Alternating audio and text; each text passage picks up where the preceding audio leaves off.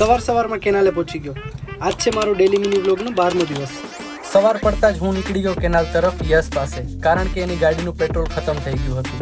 યશને ગાડી સોંપીને હું થોડીવાર કેનાલે તડકો શેકવા બેસી ગયો. તડકો તો એવો લાગતો હતો કે વાત ના પૂછો, અને કંટાળો પણ એવો આવતો હતો. ત્યાં તો યશ આવી ગયો પેટ્રોલ લઈને. પેટ્રોલ બાઇકમાં નાખી દીધું અને હું નીકળી ગયો ઘર તરફ. ઘરે જઈ નાહી ધોઈ બ્રશ કરી અને લીંબુ મરચાં બદલી લીધા, કારણ કે આજે શનિવાર છે.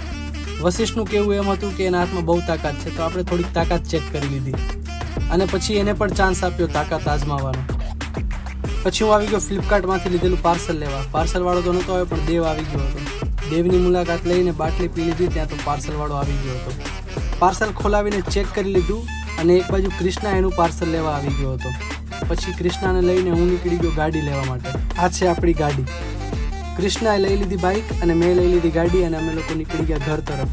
તો આ તો આજનો વ્લોગ. આવતીકાલે મળીએ નવા વ્લોગ સાથે. ત્યાં સુધી બાય બાય, ટેક કેર.